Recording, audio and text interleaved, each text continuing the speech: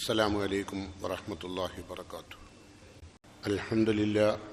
الحمد لله الواحد القهار العزيز الغفار مكور الليل على النهار نحمده ونستعينه ونؤمن به ونتوكل عليه ونعوذ بالله من شرور أنفسنا ومن سيئات أعمالنا من يهده الله فلا مضل له ومن يضلله فلا هادي له أشهد أن لا إله إلا الله وأشهد أن محمدا عبده ورسوله اللهم صل على محمد وعلى آل محمد كما صليت على إبراهيم وعلى آل إبراهيم وبارك على محمد وعلى آل محمد كما باركت على إبراهيم وعلى آل إبراهيم إنك حميد مجيد.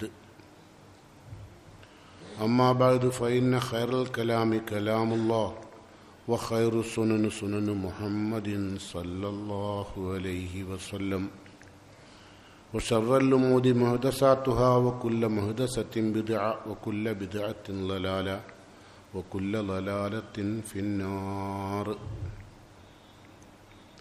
يا أيها الذين آمنوا اتقوا الله حق تقاته ولا تموتن إلا وأنتم مسلمون.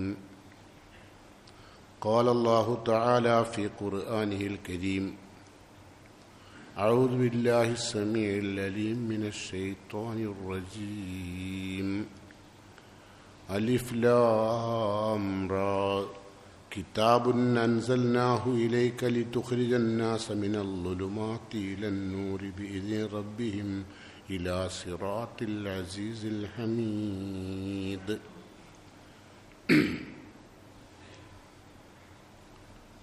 പ്രിയം നിറഞ്ഞ സത്യവിശ്വാസികളെ, രഹസ്യ പരസ്യ ജീവിതത്തിൽ അള്ളാഹുവിനെ സൂക്ഷിച്ച് ജീവിക്കണമെന്ന് എന്നോടും നിങ്ങളോടും ഗൗരവപൂർവ്വം വസിയത്ത് ചെയ്യുന്നു, ഉപദേശിക്കുന്നു. കാലവർഷം കടന്നു വരികയാണ്. ഒരുപാട് അപകട മരണങ്ങൾ നമ്മെ തേടിയെത്തുകയാണ്. അള്ളാഹു എല്ലാവിധ അപകട മരണങ്ങളിൽ നിന്നും അള്ളാഹു നമ്മെയും നമ്മുടെ കുടുംബത്തെയും കാത്തു രക്ഷിക്കുമാറാകട്ടെ. പോകും മുമ്പ് അള്ളാഹുവിൻ്റെ കലാമും നെഞ്ചിലേറ്റി യാത്ര പോകാൻ അള്ളാഹു നമ്മെ എല്ലാം തൗഫീഖ് ചെയ്യുമാറാകട്ടെ. ഇന്നലെ നമ്മുടെ തൊട്ടടുത്ത പ്രദേശത്ത് ഒരു സഹോദരി തൻ്റെ മാതാവിൻ്റെ രോഗം കാണാൻ വേണ്ടി പുറപ്പെട്ടു. പക്ഷെ അള്ളാഹുവിൻ്റെ തീരുമാനം മറ്റൊന്നായിരുന്നു. അവർ സ്കൂട്ടർ ആക്സിഡൻറ്റിൽ അള്ളാഹുവിലേക്ക് യാത്രയായി. അള്ളാഹു അവർക്ക് ഷഹീദിൻ്റെ പ്രതിഫലം നൽകുമാറാകട്ടെ. അള്ളാഹു സുബ്ഹാനഹു തആലയുടെ കലാമാണ് വിശുദ്ധ ഖുർആൻ. ആ വിശുദ്ധ ഖുർആൻ പഠിക്കാതെ ഈ ദുനിയാവിൽ നിന്ന് വേർപ്പെടുന്നവൻ വലിയ നിർഭാഗ്യവാനാണ്. പ്രത്യേകിച്ച് ഈ കാലഘട്ടം ഖുർആൻ പഠിക്കാൻ വൈവിധ്യമാർന്ന സന്ദർഭങ്ങളും വഴികളും ഉള്ള കാലം. എല്ലാ അറിവുകളും നാം നേടാറുണ്ട്. നമുക്കറിയാത്തൊരറിവുമില്ല. മൊബൈലിൽ എല്ലാ ആപ്പുകളിലും പോയി AI വിജ്ഞാനം വരെ എത്തിയിരിക്കുന്ന കാലഘട്ടമാണ്. ഖുർആൻ പഠിക്കാൻ പറഞ്ഞാൽ പറയും അപ്പം സമയമില്ല. നേരം വെളുത്താൽ വീട്ടിൻ്റെ മുമ്പിൽ വരുന്ന പത്രം മുഴുവൻ വായിച്ചു തീർക്കാതെ ഉറക്കു വരാത്ത മനുഷ്യൻ. ഇത്തരം ആളുകളെ സംബന്ധിച്ച് റസൂലുള്ള പറഞ്ഞ വാക്ക്, അള്ളാഹുവിൻ്റെ മുമ്പിൽ അവൻ ജീവിച്ചിരിക്കുന്ന കാലത്ത് തന്നെ കൽ മയ്യിത്ത്, മരിച്ചവനാണ്. അള്ളാഹുവിൻ്റെ റിക്കാർഡിൽ ഭൂമിയിൽ അവൻ ജീവിക്കുന്നില്ല. ഖുർആൻ പഠിക്കാത്ത വ്യക്തി അള്ളാഹുവിൻ്റെ റിക്കാർഡിൽ മരിച്ചവനാണ്. നേരെ മറിച്ച് ഖുർആൻ പഠിക്കുന്നവനോ കൽ ഹൈ, അള്ളാഹുവിൻ്റെ ലെഡ്ജറിൽ ജീവിക്കുന്നവനാണ്. അള്ളാഹുവിൻ്റെ ലെഡ്ജറിൽ ജീവിക്കുന്നവനാകണമെങ്കിൽ അള്ളാഹുവിൻ്റെ സംസാരമാകുന്ന കലാമാകുന്ന വിശുദ്ധ ഖുർആൻ പഠിച്ചേ പറ്റൂ. ഞങ്ങൾക്കതിന് ഒഴിവില്ല, അതൊക്കെ പഠിക്കേണ്ടത് മൗലവിമാരാണ്, അല്ലെങ്കിൽ മുസ്ലിയാക്കന്മാരാണ്, അല്ലെങ്കിൽ പണ്ഡിതന്മാരാണെന്ന് പറഞ്ഞ് നിങ്ങൾക്ക് ഒഴിയാൻ കഴിയില്ല. അങ്ങനെ ഒഴിഞ്ഞാൽ അതിൻ്റെ ശിക്ഷ നാളെ റബ്ബിൽ നിന്ന് അനുഭവിക്കേണ്ടി വരും. അതുകൊണ്ട് ഖുർആൻ പറയുന്നത് എന്താണെന്ന് വെച്ചാൽ, ലോകത്ത് നടക്കുന്ന എല്ലാവിധ തിന്മകളും, കൊള്ളയും കൊലയും കൊള്ളിവെപ്പും തെമ്മാടിത്തങ്ങളും ലഹരിയും അങ്ങനെ തുടങ്ങുന്ന ലക്ഷക്കണക്കിന് തിന്മകൾ പേറി ഭൂമിയിൽ നടക്കുന്നൊരു കാലം മനുഷ്യന്മാർക്ക് വരും. അതിൻ്റെ കാരണം അല്ലാഹുവിൻ്റെ റസൂൽ പറഞ്ഞ് ഖുർആനിൽ നിന്നുള്ള അകലമാണ്. ഖുർആനിൽ നിന്ന് മനുഷ്യൻ അകലുമ്പോൾ അവൻ്റെ മനസ്സിൽ പിശാച് കൂടുകൂട്ടും. പിന്നെ അവനെ കിട്ടില്ല. അത് അള്ളാഹുവിൻ്റെ വിശുദ്ധ ഖുർആൻ വ്യത്യസ്ത സ്ഥലങ്ങളിൽ വ്യത്യസ്ത ശൈലിയിൽ പറഞ്ഞു. നമുക്ക് കേൾക്കാം. അള്ളാഹുവിൻ്റെ പ്രവാചകൻ പറഞ്ഞു, സത്തക്കൂന് ഫിത്തനുൻ കഖിതയിൽ ലൈലിൽ മുദ്ലിം. ഇരുണ്ട കൂരിട്ട് പോലെയുള്ള തിന്മകൾ ഭൂമിയിൽ വ്യാപിക്കും. ഇരുണ്ട കൂരിട്ട് ആർക്കും കേൾക്കുമ്പോൾ വല്ലാത്ത കാലം എന്ന് പറയേണ്ട ഒരവസ്ഥ. അപ്പം നമ്മൾ കണ്ടില്ലേ, ഒരു ചെറിയ കുട്ടിയെ സ്വന്തം പെറ്റ മാതാവ് പുഴയിലേക്ക് വലിച്ചെറിയുന്നു. കേൾക്കുമ്പോൾ നമ്മൾ പറഞ്ഞില്ലേ, എൻ്റെ പടച്ചോനെ ഈ ജാതി മനുഷ്യന്മാർ ഭൂമിയിൽ ഉണ്ടാവും. എന്നാ ഉണ്ട്. അതാണ് റസൂലുള്ള പറയുന്നത്, ലോകം അവസാനിക്കാൻ സമയമാകുമ്പോൾ കൂരിട്ടിൻ്റെ രാത്രി പോലെയുള്ള തിന്മകൾ ഭൂമിയിൽ വ്യാപിക്കും. അപ്പോൾ റസൂലുള്ളാഹിനോട് സഹാബത്ത് ചോദിച്ചു, ഒമൽ മഖ്റജു മിൻഹ, അള്ളാഹുവിൻ്റെ റസൂലെ അത്തരം കാലഘട്ടത്തിൽ മുസ്ലിങ്ങളായ നമ്മൾക്ക് രക്ഷപ്പെടാൻ എന്താ വഴി? റസൂല പറയാണ്, കാല കിതാബുല്ലാഹി തബാറക വ തആല, അല്ലാഹു തആലയുടെ വിശുദ്ധ ഖുർആനിലേക്ക് തിരിച്ചെത്തണം. അത് തിരിച്ചെത്താത്ത ആളുകളുടെ മനസ്സ് മുഴുവൻ റസൂല ഉപമിച്ചത് കൽ ബൈത്തിൽ ഖിറബ്, തകർന്നടിഞ്ഞ കെട്ടിടം പോലെ. അതാണ് മരിക്കുമ്പോൾ റസൂല പറഞ്ഞത്. ഖുർആൻ പഠിക്കാണ്ട് മരിക്കുന്ന ഒരാൾ തകർന്നടിഞ്ഞ വീട് പോലെ, അവൻ്റെ മയ്യത്ത് അങ്ങനെ കൊണ്ടുപോവുക എന്ന് പറഞ്ഞാൽ, തകർന്നടിഞ്ഞൊരു കെട്ടിടം എങ്ങനെ ഉണ്ടാവും? അതിനെന്താ ഫലമുള്ളത്? ഒരു ഫലവുമില്ല, ആൾക്ക് താമസിക്കാൻ പറ്റില്ല. പിന്നെ തകർന്നടിഞ്ഞ കെട്ടിടത്തിൽ എന്തുണ്ടാവും? സകല ക്ഷുദ്രജീവികളും കൂടുകൂട്ടും ഇല്ലേ? അതുപോലെ ഖുർആൻ പഠിക്കാത്തവൻ്റെ മനസ്സിൽ സകല ക്ഷുദ്രജീവികളും കൂടുകൂട്ടും. അപ്പോൾ മക്കളെന്നോ പെങ്ങളെന്നോ ഭാര്യയെന്നോ അന്യൻ്റെ ഭാര്യ എന്നൊന്നും ബോധം ഉണ്ടാവില്ല. തിന്മകൾ കൂടുകൂട്ടും. അതാണ് റസൂല പറഞ്ഞത്. ഒമൽ മഖ്റജു മിൻഹ, റസൂലെ ഈ തിന്മകളിൽ നിന്നെല്ലാം രക്ഷപ്പെടാൻ എന്താ വഴി? സഹാബത്ത് ചോദിക്കുകയാണ്. റസൂല പറഞ്ഞു, കിതാബുല്ലാഹി തബാറക വ തആല. എന്നിട്ട് റസൂൽ തുടർന്ന് പറയാണ്, മൻ തറക്കഹു മിൻ ജബ്ബാർ, ഒരു കാരണവുമില്ലാതെ വിശുദ്ധ ഖുർആനിനെ ജീവിതത്തിൽ നിന്ന് മാറ്റിവെച്ചാൽ ഖസമഹുല്ല, അള്ളാഹു ഇഹത്തിലും പരത്തിലും അവനെ തകർത്തെറിയും. പറഞ്ഞ വാക്കതാണ്, ഖസമഹുല്ല, അള്ളാഹ് തകർത്തെറിയും. ഇപ്പം രണ്ട് ലോകവും അപകടത്തിലേക്ക് പോകും. ഖുർആൻ പറയുന്നു, കിതാബ് നൻസല്ലാഹു ഇലൈക, ഈ ഖുർആനെ മുഹമ്മദെ നാം നിനക്ക് ഇറക്കി തന്നിരിക്കുകയാണ്. എന്തിന്?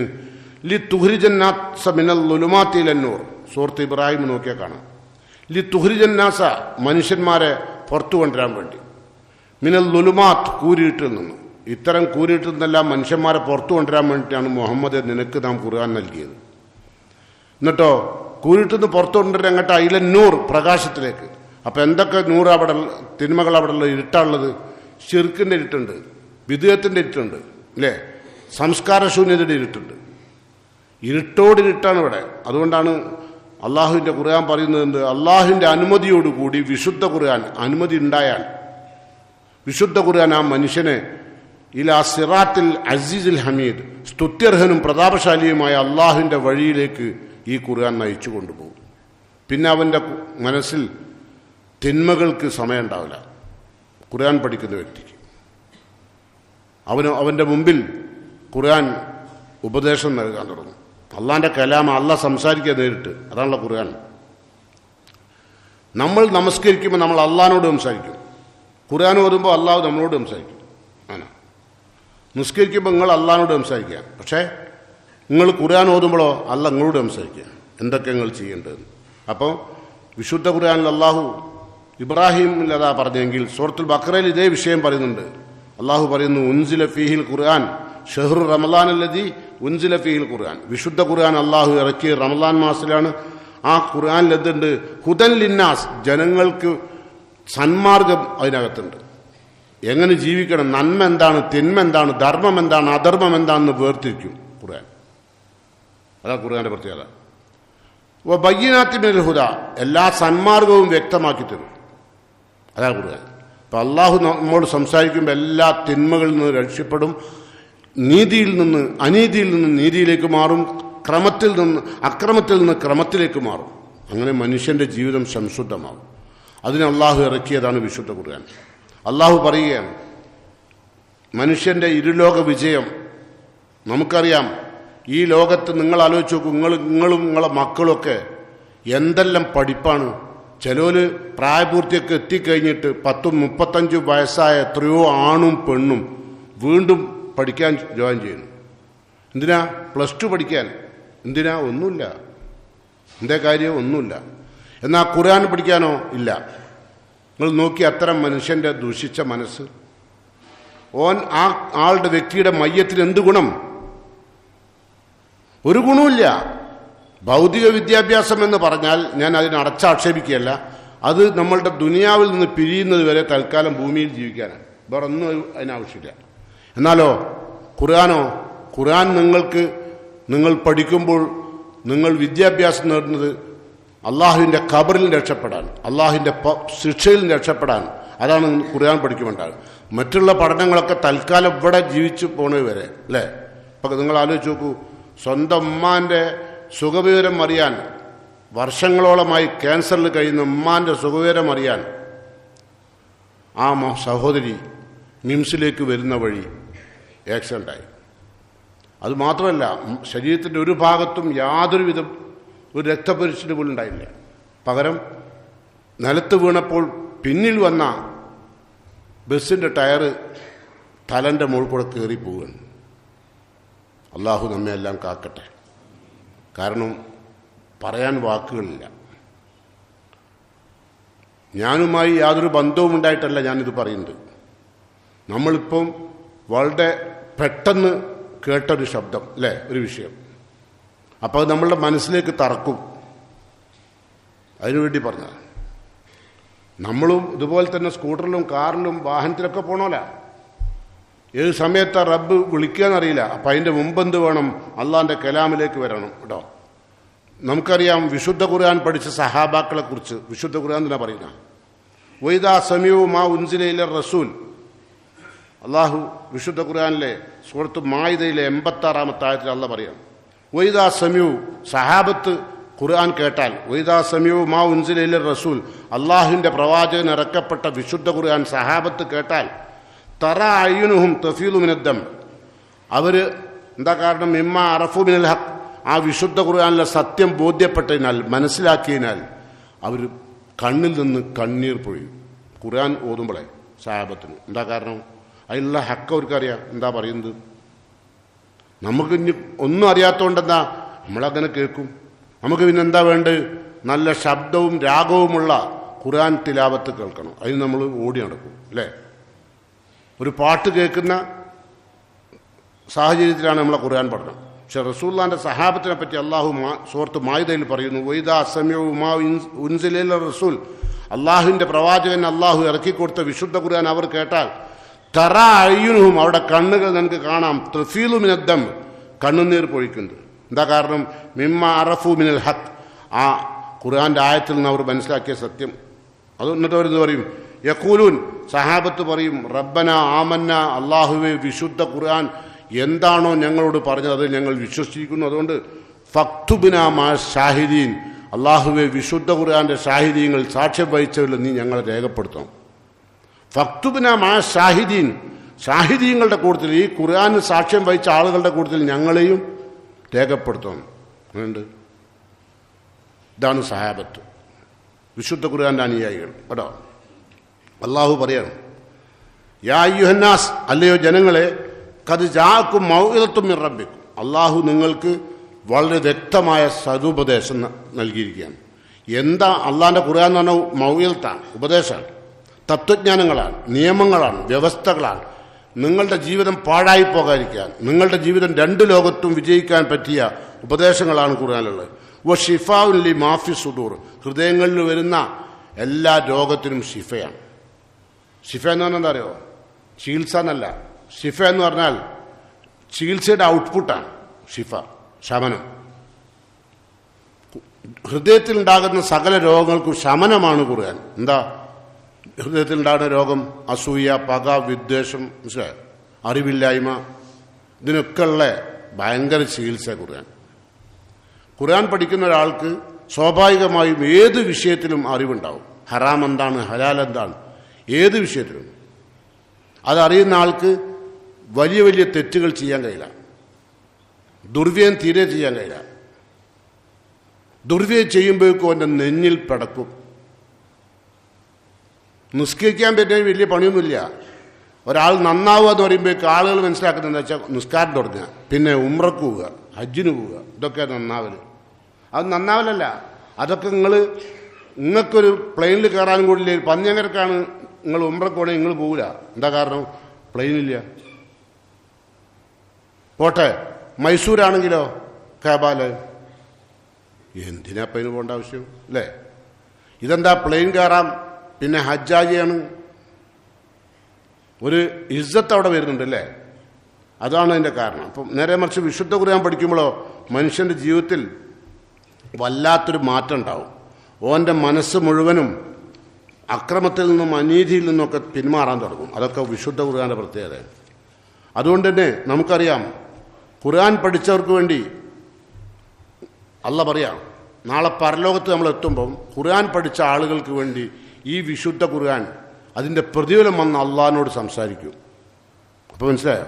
ഈ വിദ്യാഭ്യാസം, ഖുർആൻ്റെ പഠനത്തിൻ്റെ വിദ്യാഭ്യാസം നിങ്ങൾക്ക് പരലോകത്ത് രക്ഷപ്പെടാനാണ്. റസൂൽ പറയുന്നു, ഇഖ്റഉൽ ഖുർആൻ, നിങ്ങൾ ഖുർആൻ പഠിക്കാൻ കേട്ടോ. സഹാബത്തിനോട് പറയാം, ഫൈന്നഹു യഅതി യൗമൽ ഖിയാമത്തി ശഫീഅൻ ലി അസ്ഹാബി. ആ ഖുർആൻ പഠിച്ചതിൻ്റെ പ്രതിഫലം നാളെ അള്ളാഹിനോട് വന്ന് ശുപാർശ പറയും. സ്വർഗ്ഗത്ത് കയറ്റാൻ, പാപങ്ങൾ പുറത്തു കൊടുക്കാൻ.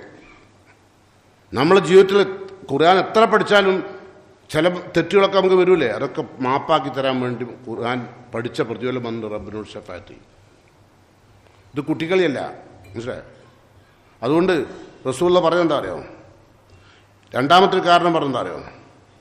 നമ്മൾ പരലോകത്തെത്തുമ്പം അള്ളാഹു നമുക്കൊരു ഖുർആൻ പഠിച്ച ആളുകൾ പരലോകത്തെത്തുമ്പോൾ ഫയുക്സ താജുൽ കറാമ, ഒരു ആദരവിൻ്റെ കിരീടം അള്ളാഹു സ്വർഗത്തിൽ പരലോകത്തെത്തുന്ന ഖുർആൻ പഠിച്ച ആളുകൾക്ക് ഒരു പ്രത്യേകതയായിട്ട് അള്ളാഹു അണിയിക്കും. ഒരു താജുൽ കറാമ, കറാമത്തിൻ്റെ ആദരവിൻ്റെ താജ്. താജ് പറഞ്ഞാൽ കിരീടം.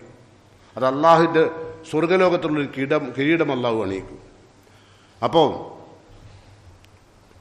അള്ളാഹുവിനോട് ഖുർആൻ പറഞ്ഞു ശഫാഅത്ത് ചെയ്യുമല്ലോ, ശുപാർശ ചെയ്യുന്നല്ല പറഞ്ഞു. ഖുർആൻ പഠിച്ചു എന്താ ശുപാർശ അറിയോ? യാ റബ്ബ് ഹല്ലി, അള്ളാഹുവേ ആദരവിൻ്റെ കിരീടം പഠിച്ചവനെ ഇവനെ നീ അണിയിക്കണം എന്നാണ് അള്ളാഹിൻ്റെ നമ്മൾ പഠിച്ച ഖുർആൻ്റെ പ്രതിഫലം നമുക്ക് വേണ്ടി പറയുന്നത്. പഠിച്ചോനെ ഇവനക്ക് നീ താജുൽ കറാമ അണിയിക്കണം റബ്ബേ. അങ്ങനെ പറഞ്ഞാൽ ഖുർആൻ ശുപാർശ ചെയ്താൽ ഫയുക്സ താജുൽ കറാമ, അപ്പം അവൻ അള്ളാഹു ആദരവിൻ്റെ ഒരു കിരീടം അണിയിക്കും. അപ്പോൾ ഖുർആൻ വീണ്ടും സുമ്മ യഖൂൽ, വീണ്ടും ഖുർആൻ പറയും യാ റബ്ബ് സിദ്ഹു, പഠിച്ചോനെ ഇതിൽ കൂടുതൽ പ്രതിഫലം കൊടുക്കണം, ഇതിലും കൂടുതൽ കൊടുക്കണം, ഇത് പോരാ. അപ്പോഴോ ഫയുൽബസ് ഹുല്ലത്തൽ കറാമ, അപ്പോൾ അള്ളാഹു ഒരു വസ്ത്രം, നേരത്തെ കീട ഒരു ആദരവിൻ്റെ വസ്ത്രം അണിയിക്കും, കിരീടം ധരിച്ചതിന് ശേഷം.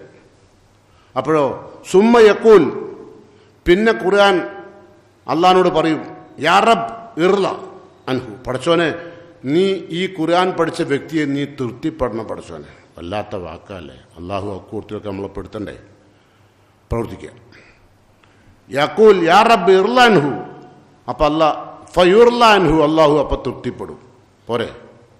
ഖുർആൻ പഠിച്ച ആളെ തൃപ്തിപ്പെടണമെന്ന് ഖുർആൻ വന്നിട്ട് അള്ളാഹിനോട് പറയാ, നിങ്ങൾ പഠിച്ച ഖുർആൻ. അപ്പം നിങ്ങൾക്ക് എന്ത് മനസ്സിലായി? ഇവിടെ നിങ്ങൾ ബയോളജിയോ ഫിസിക്സോ കെമിസ്ട്രിയോ ഒക്കെ പഠിക്കുന്നതിനാ തൽക്കാലം താഴെട്ടണവരെ ഒന്നുകിൽ വലിയ അറിവാളനാന്ന് വരുത്താൻ, അല്ലെങ്കിൽ ജീവിക്കാൻ, അല്ലേ? IT ആണല്ലോ ഇപ്പം വിദ്യാഭ്യാസം.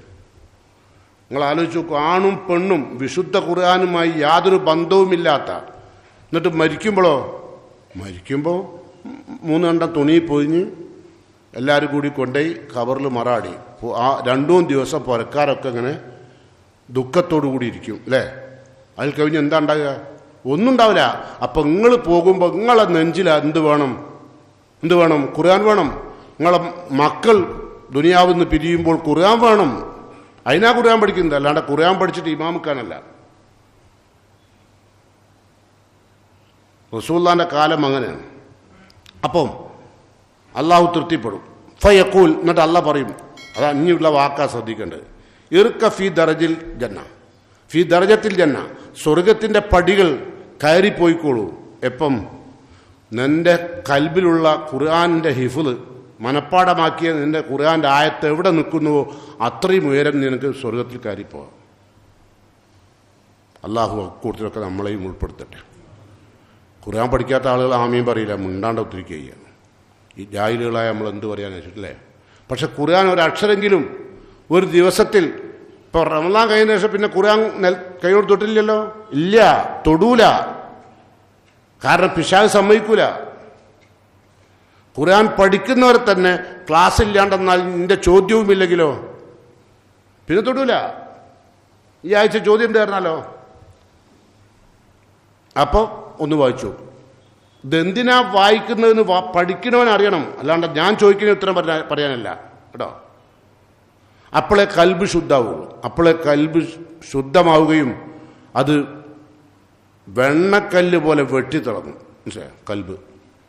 ഇതൊക്കെ അള്ളാഹു നമുക്ക് നൽകിയ ഏറ്റവും വലിയ അനുഗ്രഹം. അല്ലാണ്ട് വിശുദ്ധ ഖുർആൻ എന്ന് പറഞ്ഞ ഈ ഗ്രന്ഥം ഉണ്ടല്ലോ, ഈ ഗ്രന്ഥം നിങ്ങൾക്ക് ഇങ്ങനെ വെള്ളിയാഴ്ച തൽക്കാലം ഇങ്ങനെ സൂറത്തുൽ കഹ്ഫ് ഓതി അതിൻ്റെ 2 വെള്ളിയാഴ്ച നിങ്ങൾക്ക് വെളിച്ചം കിട്ടും എന്നൊക്കെ പറയുന്നേ, അത് ഇദ്ദേറ്റ് ബന്ധമുള്ളവർക്കാണ് വെളിച്ചം. അല്ലാണ്ട് ഇദ്ദേറ്റൊരു ബന്ധമില്ലാത്ത ഒരാൾ സൂറത്തുൽ കഹ്ഫ് ഇവിടെ കുത്തുന്നതും അവിടെ ഇവിടെ മൂലയെ കുത്തുന്നതും ഓതിയിട്ടൊരു കാര്യമില്ല കേട്ടോ.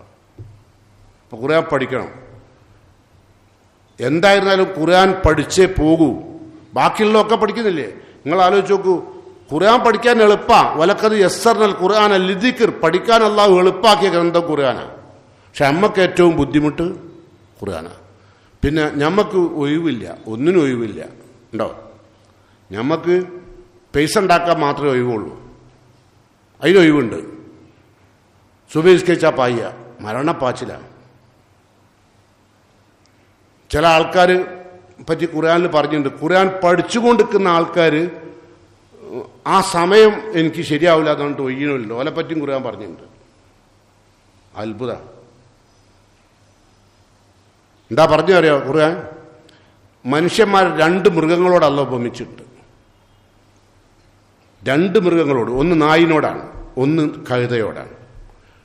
നായോട് ഉപമിച്ചത് ഖുർആൻ പറയാണ് സൂറത്ത് അഅറാഫിൽ, വത്ലു അലൈഹിം, മുഹമ്മദെ അവർക്ക് നീ ഓതിക്കൊടുക്കണം, നബല്ലദി ആത്തൈനാഹു ആയാത്തിന, ബൽആമിന് പിന്നെ ബാവുറ എന്ന് പറയുന്ന ഒരു ജൂത പണ്ഡിതനുണ്ടായിരുന്നു. ബൽആമിന് ബാവുറ, അദ്ദേഹത്തെ പറ്റിയാണ് ഖുർആൻ പറയുന്നത്. അദ്ദേഹം ജൂത പണ്ഡിതനാണ്, ഗ്രന്ഥം പഠിച്ച ആളാണ്. പക്ഷെ അദ്ദേഹം ഭൗതികമായ താല്പര്യങ്ങൾക്ക് വേണ്ടി മാത്രമാണ് ഫത്വകൾ കൊടുത്തുകൊണ്ട്. ഇപ്പോഴും കണ്ടില്ല നിങ്ങൾ അങ്ങനെ പണ്ഡിതന്മാർ? ഓർക്ക് പൈസ ഇട്ടാണെങ്കിൽ ഫത്വ മാറും. അതുപോലെ ഒരു പണ്ഡിതനായിരുന്നു. ഓരെപ്പറ്റി സഹാബത്തിന് ഓതിക്കൊടുക്കണം ഖുർആൻ പറയാം. വത്ലു അലൈഹിം നബഅല്ലദി ആത്തൈനാഹു ആയാത്തിന, നമ്മുടെ വിശുദ്ധ ഖുർആന്റെ ആയത്തുകൾ നൽകിയ ഒരാളെപ്പറ്റി. ആ ഒരാളാണ് ഞാൻ ഇപ്പോൾ പറഞ്ഞത്, ബൽആബിന് ബാവുറ. അപ്പം അതുപോലെ തന്നെ ഖുർആൻ പറയാണ്, അങ്ങനെ പഠിച്ചു. എന്നിട്ടോ ഫൻസലഹ മിൻഹ, അതിൽ നിന്ന് ഊരിക്കളഞ്ഞു. ഉണ്ടോ? ഫൻസലഹ മിൻഹ പറഞ്ഞാൽ അതിൽ നിന്ന് ഊരിക്കളഞ്ഞു, പിന്നെ വന്നില്ല. പഠിച്ചു കൊടുക്കുക, പിന്നെ നിർത്തി. ഖുർആനായി പറയുന്നത് ഫഅത്ബഹു ശൈത്താൻ, അപ്പം പിശാജ് അവൻ്റെ പിന്നാലെ കൂടി. ഖുർആൻ പഠനം നിർത്തിയ അപ്പം പിശാജ് പിന്നാലെ കൂടും. അത്ബഹു ശൈത്താൻ. അങ്ങനെയുണ്ട്. നമ്മളെ കൂടെ ഒക്കെ ശൈത്താൻ ഉണ്ടോ? നമുക്ക് എന്തെങ്കിലും മനസ്സിൽ തോന്നിക്കണം അള്ളാൻ്റെ കലാമ് പഠിച്ചിട്ട് അള്ളാൻ്റെ ഖുർആൻ പഠിച്ചു വേണം എൻ്റെ മയ്യത്ത് പോകാൻ? ചിന്തിച്ചില്ല. നമുക്ക് കുറേ മുതലുണ്ടാക്കണം, മക്കളെ പോറ്റണം, ഓല ഇഷ്ടത്തിന് പോറ്റണം, ഓല ആഗ്രഹത്തിനനുസരിച്ചുള്ള മൊബൈൽ വാങ്ങിക്കൊടുക്കണം, ഡ്രസ്സ് വാങ്ങിക്കൊടുക്കണം, വാഹനം വാങ്ങിക്കൊടുക്കണം, അല്ലേ? ഓല് പഠിച്ചോനെ അവസാനത്തെ കണ്ണ് ചിമ്പുമ്പോൾ എന്താണ് പഠിച്ചോനെ വട്ടപൂജ്യമായിട്ടാണല്ലോ ഞാനും എൻ്റെ മക്കളും എൻ്റെ കുടുംബം ദുനിയാവിൽ നിന്ന് പിരിയുക എന്നൊരു സങ്കടം ഉണ്ടാവില്ലേ? ഇല്ല. ഞാൻ ഇവിടുന്ന് കരഞ്ഞുകൊണ്ട് കാര്യമില്ല, സങ്കടം വരുന്നുണ്ട്. അപ്പം ഫൻസലഹ മിൻഹ, അതിൽ നൂരിക്കളഞ്ഞു. അപ്പോഴോ ഖുർആൻ നൂരിക്കളഞ്ഞ അള്ളാഹ് പറയാ ഫഅത്ബഹു ശൈത്താൻ, പിശാച് അവൻ്റെ പിന്നാലെ കൂടും. അങ്ങനെ ഫകാന മിനൽ ഗാവീൻ, അവൻ അധർമ്മകാരിയാവും. വലൗ ശീനാ ലറഫഅനാഹു ബിഹ, ഖുർആൻ കൊണ്ട് അള്ളാഹു ഉദ്ദേശിച്ചിരുന്നെങ്കിൽ അവൻ അള്ളാഹു വാനോളം ഉയർത്തി അള്ളാഹ് ഇഷ്ടപ്പെടുന്ന വ്യക്തി ആക്കുമായിരുന്നു. ഖുർആൻ പഠിച്ചിട്ടേ അള്ളാഹ് ഇഷ്ടപ്പെടുന്ന വ്യക്തി അള്ളാഹ് ആക്കുമായിരുന്നു. വലാകിന്നഹു, പക്ഷെ അവൻ അഹ്ലതയിലെല്ലാറില്ല, ഭൂമിയിലേക്ക് ഒട്ടിച്ചേർന്നു. എന്താ കച്ചവടമുണ്ട്, തുറക്കാൻ കഴിയില്ല, വരാൻ കഴിയില്ല, ടൈമില്ല, സമയമില്ല, കമ്പനി ഉണ്ട്, ഓഫീസുണ്ട്, ഇതൊക്കെ നിൽക്കൂലേ? ഇന്നലകൾ വരെ നമ്മളെ ഭൂമിയിൽ എല്ലാ സൗകര്യങ്ങളും ഉപയോഗിച്ച് ജീവിച്ച ബില്യൺ കണക്കിന് ആളുകളിൽ ഓരോ മക്ബറയിലുണ്ട് ഇല്ലേ? മറക്കണ്ട, ഓരോ മക്ബറകളിലും ബില്യൺ കണക്കിന് ആൾക്കാരുണ്ട്. ഇവരൊക്കെ ഇവിടുത്തെ ജീവിത സുഖങ്ങൾ ആസ്വദിച്ച് പോയവരാണ്. കോടിക്കണക്കിന് ഉറുപ്പ്യ ഇവിടെ ബാക്കി വെച്ച് പോയവരാണ്. ആ ബോധം വെള്ളിയാഴ്ച എൻ്റെ ഖുതുബ കേൾക്കുമ്പോൾ മാത്രം പോരാ, ആ ഖുതുബ നിങ്ങളുടെ കൽവിൽ പതിയണം. അപ്പോൾ അല്ലാഹ് പറഞ്ഞതാ, വലാകിന്നഹു അഖ്ലദയില്ലാർന്ന്, ഓൻ ഭൂമിയിലേക്ക് ഒട്ടിച്ചേർന്നു, ഇഴകിച്ചേർന്നു. വത്തബ ഹവ, അങ്ങനെ ഓൻ്റെ ഇഷ്ടത്തിനെ പിൻപറ്റിയോ. ഭൂമിയിലേക്ക് ഒട്ടിച്ചേർന്നാൽ പിന്നെ ഓൻ്റെ ഇഷ്ടം മാത്രമേ നടക്കുകയുള്ളൂ, അള്ളാൻ്റെ ഇഷ്ടം നടക്കൂല കേട്ടോ. നല്ലോ മനസ്സിലാക്കൂ. വത്തബ ഹവ, അല്ലാഹ് പറയാം, ഫമസലുഹു കമസലിൽ കൽബ്, ഓൻ്റെ ഉപമ നായിയെ പോലെ ഉണ്ടാവും. അല്ലാഹ് ഉപമിച്ചത് നായിനോട്. ഖുർആൻ കൈവച്ച ഒരാളെ അല്ലാഹ് ഉപമിച്ചത് നായിനോട്. നമ്മളാരെങ്കിലും നായി വിളിച്ചാൽ നമ്മളെന്ത് പറയും? മസലുഹു കമസലിൽ കൽബ്. ഇതിൻ്റെ അർത്ഥം അറിയാത്തുള്ള ആരെയും ഉണ്ടാവുമോ? അറബി ഭാഷയുടെ പ്രാഥമിക അറിവുള്ളവർക്ക് പോലും മനസ്സിലാവും. മസലുഹു, അവൻ്റെ ഉദാഹരണം കമസലിൽ കൽബ്, നായിൻ്റെ ഉദാഹരണം പോലെ. എന്താ നായിൻ്റെ പ്രത്യേകത? നായിക്ക് എന്തെങ്കിലും ഇട്ടുകൊടുത്താൽ അത് നാവ് നീട്ടും, വാലാട്ടും. ഇട്ടുകൊടുത്തില്ലെങ്കിലും ഇട്ടിടമായി കാട്ടിയാലും അത് വാലാട്ടും. അതാ അല്ലാഹ് പറഞ്ഞു. രണ്ട് സമയത്തും വാലാട്ടും. അതുപോലെ അല്ലാഹ് എന്തെങ്കിലും കൊടുത്താൽ അൽഹംദുലില്ലാ, ഒന്നും കൊടുത്തില്ലല്ലോ, അപ്പം എപ്പോഴും വാലാട്ടു തന്നെ, വേറെ നിൽക്കാൻ മാത്രം. അതാണ് ഖുർആൻ നകന്നു പോയാലും. രണ്ടാമത്തെ അല്ലാഹ് പറഞ്ഞെന്താ അറിയോ? അല്ലാഹ് പറയാം, മസലുഹും കമസലില്ലദീ ഹുമ്മിലു തൗറാത്ത്. തൗറാത്ത് ഏച്ചൂട്ടി വായിക്കാൻ പഠിച്ച കുറേ ആൾക്കാരുണ്ട്. ഇപ്പം നമ്മളെ കൂടുതൽ കുറേ ആളുകൾക്ക് ഖുർആൻ ഓതാൻ അറിയാം, ഏച്ചൂട്ടിയിട്ട് ഇങ്ങനെ തപ്പിപ്പടിഞ്ഞ് അല്ലേ. അത് ഓതാൻ വേണ്ടിയിട്ടല്ല, അത് റമളാനിന് മാത്രമേ ഒന്ന് നോക്കും, കൂട്ടി കൂട്ടി എങ്ങനെയെങ്കിലും ഓതും അല്ലേ. അപ്പം ഒരു ഹദീസിൽ എന്തു പറയും? വളരെ പ്രയാസപ്പെട്ട് വിശുദ്ധ ഖുർആൻ ഓതുന്നവർക്ക് രണ്ട് പ്രതികളുണ്ട്. അത് ഏക്കാലവും എന്നല്ല, തുടങ്ങുമ്പോൾ അങ്ങനെ ഓതിവരാ, പിന്നെ മരിക്കുന്നവരെ പ്രയാസപ്പെട്ട് കഷ്ടപ്പെട്ട് ഓതിയെന്നല്ല, അതിൻ്റെ ഒരു കണ്ടുകൂലിയുണ്ടല്ല. പകരം ഖുർആൻ പഠിച്ച ആളുകൾ എവിടെ ഉണ്ടാകുക? സഫറത്തിൽ കിറാമിൽ ബററ, അള്ളാഹു ഏറ്റവും ഇഷ്ടപ്പെട്ട പുണ്യവാളന്മാരായ മലക്കുകളുടെ കൂടെയാണ് സൂറത്തിലുണ്ടാകുക കേട്ടോ. ഇത് കുട്ടിക്കളിയല്ല. അതുകൊണ്ട് അള്ളാഹ് പറഞ്ഞെന്താണ്? അത്തരം ആളുകൾ നായയെ പോലെയാണ്.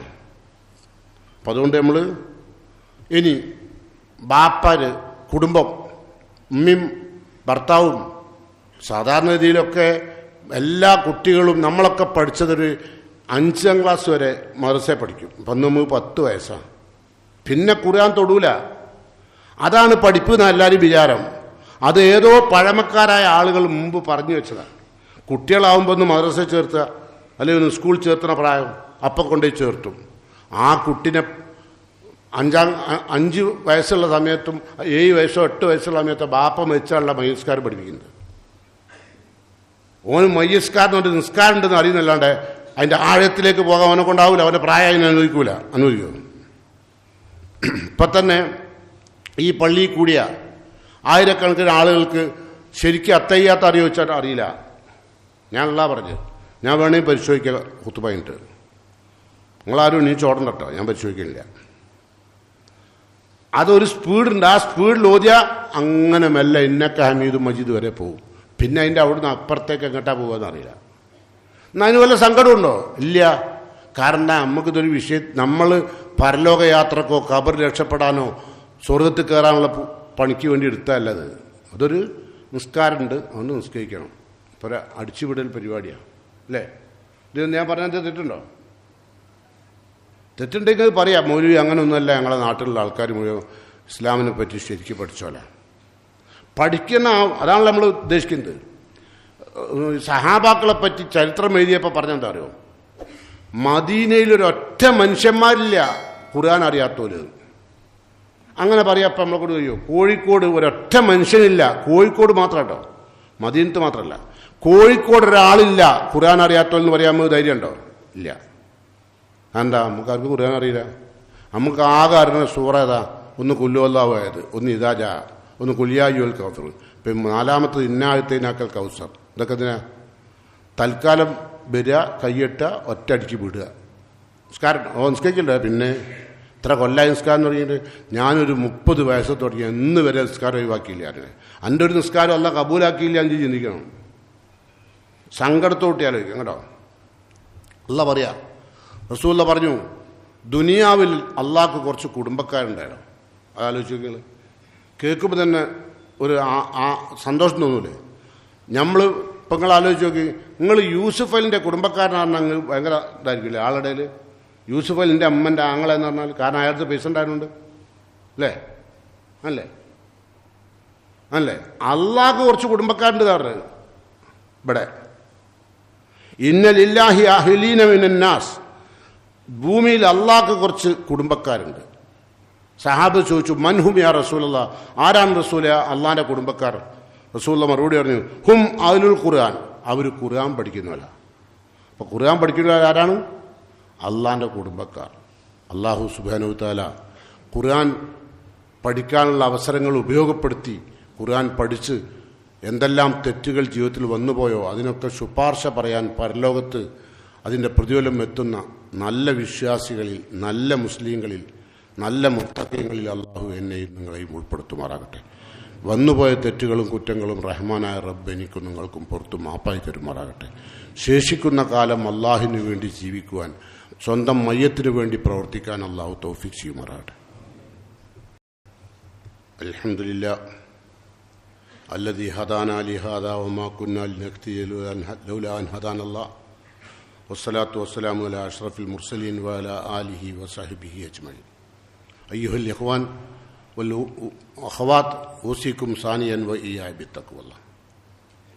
സ്നേഹം നിറഞ്ഞ വിശ്വാസികളെ, വിശ്വാസിനികളെ, അള്ളാഹുവിൻ്റെ വിധിവിലക്കുകൾ സൂക്ഷ്മതയോടെ, ശ്രദ്ധയോടെ കേൾക്കണമെന്ന്, പഠിക്കണമെന്ന്, ജീവിതത്തിൽ പകർത്തണമെന്ന്, അള്ളാഹുവിനെ തഖ്വയോടുകൂടി ഉൾക്കൊള്ളണമെന്ന് എന്നോടും നിങ്ങളോടും ഒരിക്കൽ കൂടി വസിയത്ത് ചെയ്യുന്നു, ഉപദേശിക്കുന്നു. അള്ളാഹു സുബ്ഹാനഹു വ തആല വിശുദ്ധ ഖുർആൻ കാണുമ്പോൾ തന്നെ അതിൻ്റെ നേരെ മുസ്ലിങ്ങളാണെന്ന് പറയുന്ന ചില വിഭാഗം ആൾക്കാരുണ്ട്. ഓരോ സ്വഭാവം അല്ല പറയണം. ആ സ്വഭാവത്തിൽ നമ്മളുണ്ടോ നോക്കണേ. സൂറത്ത് ദാരിയാത്തിൽ അല്ല പറയണം, ഫമാലഹും മനി തദ്കിറത്തി മോരിലീൻ കഅന്നഹും ഹുമുറുൻ മുസ്തൻഫിറ ഫറത്ത് ബിൻ കസ്വറ. എന്താ പറഞ്ഞു അറിയോ? ഫമാലഹും, അവർക്ക് എന്ത് പറ്റി? അനി തദ്കിറത്തി മോരിലീൻ, വിശുദ്ധ ഖുർആനിൽ നിന്ന് അകന്നു പോകാൻ എന്ത് പറ്റി അവർക്ക്? എന്ത് പറ്റി മനുഷ്യന്മാർക്ക്? നല്ല ചോദിക്കുക. ഈ ഖുർആൻ നമ്മളെ കയ്യിലുള്ളത് നിങ്ങൾ പറയാല്ല, എങ്ങനെ ഒരു ഒഴിഞ്ഞത് അറിയോ? കഅന്നഹും ഹുമുറുൻ മുസ്തൻഫിറ ഫറത്ത് ബിൻ കസ്വറ. സിംഹക്കൂട്ടങ്ങളെ കണ്ടിട്ട് വിരണ്ടോടുന്ന കഴുതകളെ പോലെയാണ് അവർ ഖുർആൻ കണ്ടാൽ. അത്തരം മനുഷ്യന്മാർ ഖുർആൻ കണ്ടാൽ വിരണ്ടോടുന്ന, സിംഹത്തിൽ നിന്ന് വിരണ്ടോടുന്ന കഴുതകളെ പോലെ. അപ്പോൾ ഖുർആൻ പഠിക്കാത്ത പോലെ വീണ്ടും അല്ല കഴുതനോടെ ഉപമിക്കുന്നു.